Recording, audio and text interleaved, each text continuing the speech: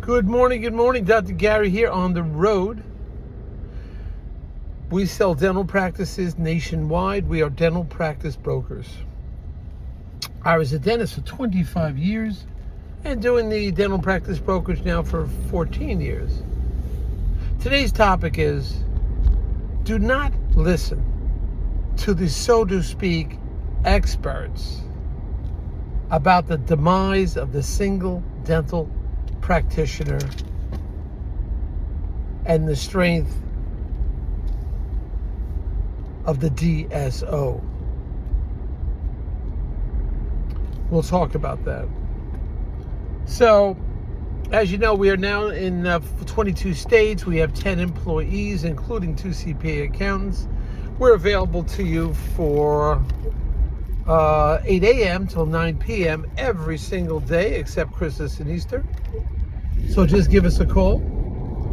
Of course, that's East Coast time. But give us a ring. We'll be happy to chat with you. Our phone number is 201-663-0935. And our website is dentalpracticeguide.com or nationwidedentalpracticebrokers.com. Please give us a ring. Be more than happy to chat with you. Everything you're about to hear is for informational, it's for entertainment purposes. It's not legal advice. Now, if you're thinking about selling to the DSOs, please call, or the large group practices. Give us a call. We know who the best ones are, and we'll talk about some of that today, and how to deal with them, and who to choose to work with to sell your practice. They will pay our commission often, and there'll be no commission to you as a seller. And when you work with us, based on certain criteria, we will get your legal fees reimbursed based on some simple criteria upon successful closing. So you have nothing to lose by working with us. And I believe we're the only brokers in the country that are reimbursing legal fees at closing. So today's topic is, you hear these experts, I don't know where they're coming from. They write these articles, they give these lectures that the single practitioner is dying, and there's, it will all be group practices, or majority will be group practices. And therefore it's difficult to sell the single practices. They're getting gobbled up by the huge DSOs. Well, I sell every day, and I sell many single practitioners to a purchaser that's a single practitioner. All the time, every day. In fact, we just sold one not too long ago to a very small practice, but the buyer who bought it said, well, this is so inexpensive, less than $100,000, I'll buy this. It's a lot cheaper than buying. It's like a startup, but everything's done. Or we had another practice that it was like a $500,000 practice that a single practitioner bought, and unbelievably, this is still, I can't believe it, increased it by 6x in about a year. I still can't believe that's only happened once. But other situations, many times, I've had practices where one gal increased the gross single practitioner to another single practitioner, doubled the gross in 6 months.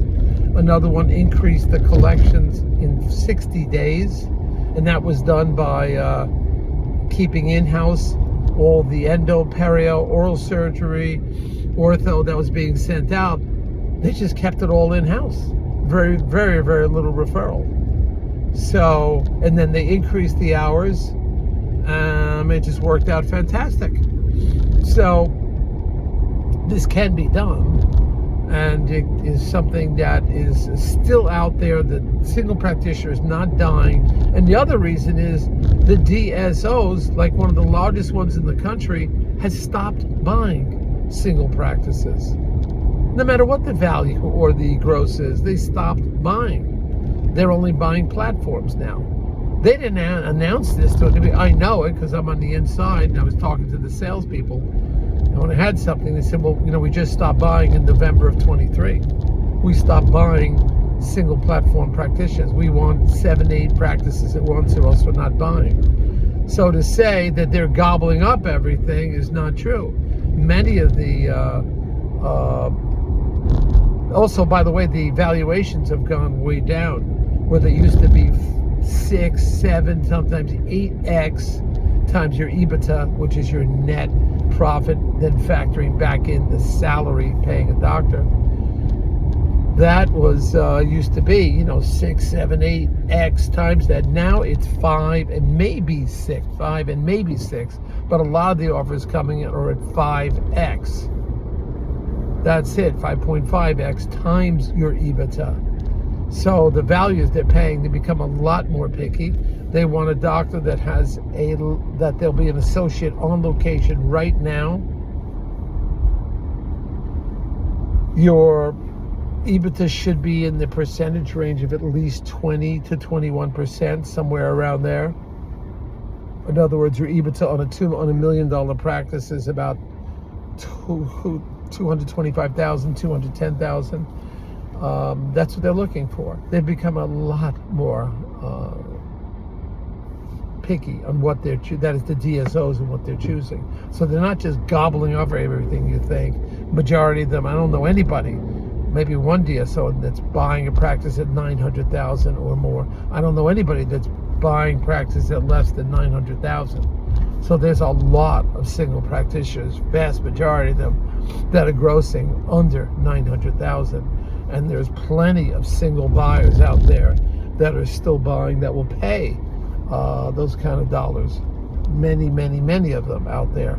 So the sole practitioner is still alive and well, and you can purchase these practices and be very, very profitable with them if you know what you're doing.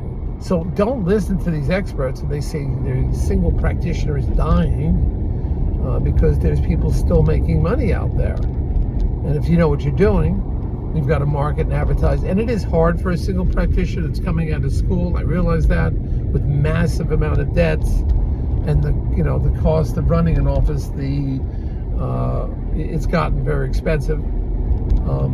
So you have to do more volume, that's for sure. But there's still plenty of practices available at that 400 to 900,000 single practitioners that are not being purchased by the DSOs, that you can purchase and be very profitable with that. So don't listen to all these experts that it's dying. It's ridiculous. Because I'm selling these things day in and day out, every day. I think next month we got like 3 closings coming up, 4 closings in a day. They're actually all going on within 2-3 days. So there's activity out there. The banks have the money. They're loaning it. Yeah, the rates are higher. It used to be 3%. Now it's like 6%, sometimes 7%. The rates are higher, but you can still do it if you have a good plan. You just don't, wing it, and you know how to market and advertise properly. Watch your costs and expenses. Get involved with these group buying teams. And it can be done. All right? So please continue to listen. We have many more new practices for sale coming up, and we'll be happy to share that with you. Sign up with us, and we can share all this information with you. We look forward to working with you. Hit the subscribe button so you're alerted every time we make it. I think I made 5 YouTube videos this weekend. So we're excited, and we're up to, we're over 500 YouTube videos now. So give us a call. All right, great talking to you. Thank you, bye.